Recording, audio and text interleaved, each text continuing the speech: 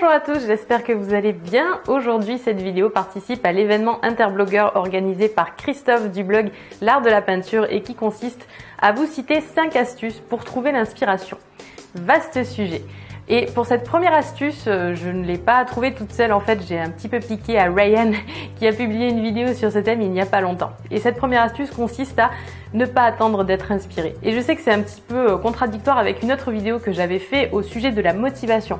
Et c'est vrai que quand on est un petit peu démotivé, quand on n'a pas trop envie de s'y mettre, je pense quand même qu'il est important de réaliser des sujets qui nous inspirent réellement, qui nous donnent envie d'attraper nos pinceaux ou nos crayons.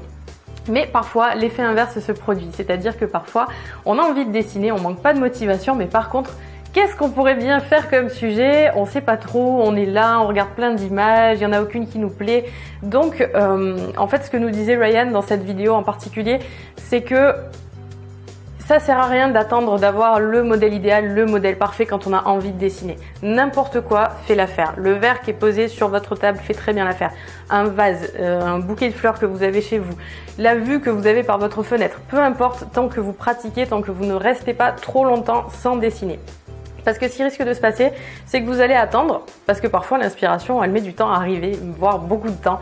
Et au moment où ça y est, vous avez trouvé le sujet parfait, et ben vous êtes resté trop longtemps sans dessiner et vous n'avez plus autant de pratique, vous n'êtes plus bien échauffé pour faire ce sujet-là qui vous plaît, et c'est là où vous risqueriez d'être déçu. Donc il vaut mieux pratiquer, même il vaut mieux choisir des sujets que vous savez qu'ils vont vous servir. Par exemple, si vous adorez les paysages, eh bien peignez des arbres, peignez une rivière, peignez n'importe quoi.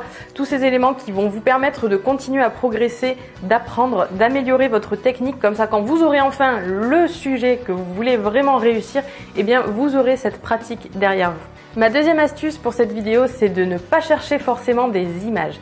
Quand on pense à inspiration, on pense tout de suite image. Ok, je vais dans Google, je tape le nom du sujet que j'ai envie de dessiner et je cherche une belle photo pour pouvoir refaire exactement la belle photo. Mais l'inspiration, c'est pas juste des photos.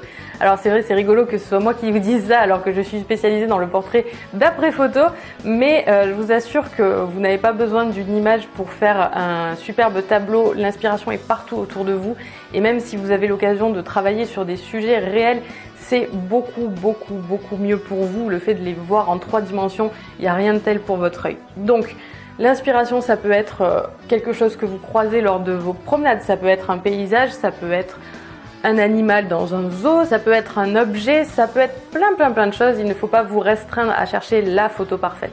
Vous avez beaucoup plus de chances de faire un sujet qui vous convienne si vous-même vous créez votre composition plutôt que si vous cherchez vraiment la photo idéale qui est tous les éléments tels que vous les imaginez.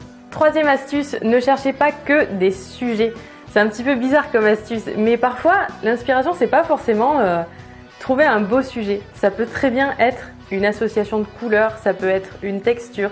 Des fois, on peut regarder le motif d'un vêtement et on va se rendre compte que ces couleurs-là, elles marchent bien entre elles et on a envie d'en faire quelque chose. Alors ça peut être un sujet qui n'est strictement rien à voir, mais finalement notre première inspiration, elle a été donnée par quelque chose d'un petit peu abstrait, et puis on a laissé divaguer un peu notre imagination et on en a fait un joli tableau. Par exemple, vous pouvez très bien vous balader et puis tomber sur des planches avec des dessins vraiment sympas, et ben ça va vous donner l'idée de faire un chalet ou je ne sais pas, quelque chose qui vous permette de travailler la texture du bois. Quatrième astuce pour vous, ne jamais sortir les mains vides. Parce que vous savez, la mémoire, elle joue des tours. Donc quand vous faites une balade et que vous cherchez comme ça des petites choses qui pourraient vous inspirer, ou même si c'est pas le but premier de la balade, en général, quand vous allez vous promener, n'oubliez pas de prendre avec vous au moins un appareil photo numérique. Et également, ceci est un investissement, je pense, qui vaut le coup. Un petit sketchbook que vous pouvez emmener avec vous et qui vous permettra de faire des croquis de ce que vous pourriez trouver de sympa à immortaliser par la suite.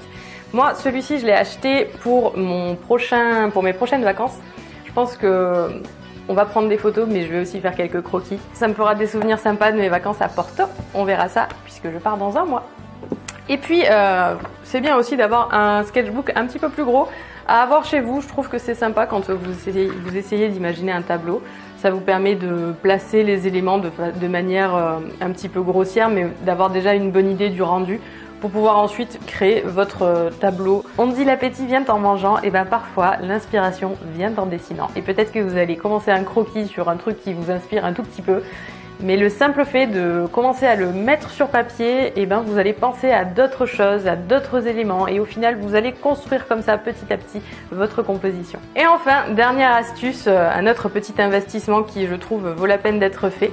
Un petit carnet de notes tout simplement pour écrire vos idées quand vous pensez tiens je dessinerais bien tel animal ou tel sujet, eh bien n'hésitez pas à l'écrire parce que encore une fois la mémoire, parfois ça nous joue des tours. Et comme ça quand vous manquez d'inspiration, eh bien il vous suffit de feuilleter votre petit carnet d'idées et peut-être que vous trouverez quelque chose que vous avez envie de dessiner.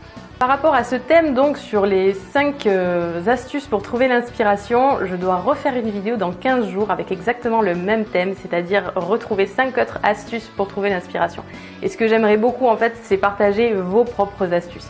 Donc ce que je vous invite à faire, c'est de m'écrire dans les commentaires juste en dessous de la vidéo quelles sont vos sources d'inspiration préférées, quels sont vos conseils pour trouver l'inspiration. Qu'est-ce que vous faites quand vous n'avez pas d'idée? Dites-moi tout dans les commentaires, comme ça je pourrai choisir les 5 qui me parlent le plus et je vous les présenterai donc dans 15 jours. Je ferai une petite dédicace. Et comme ça je trouve que c'est plus sympa parce qu'on fait de la vidéo tous ensemble dans un sens. Donc voilà, ça me ferait très plaisir si vous preniez ce temps-là, si vous jouiez le jeu. Et moi je vous dis à la semaine prochaine pour une nouvelle vidéo. Je vous fais des gros bisous. Salut!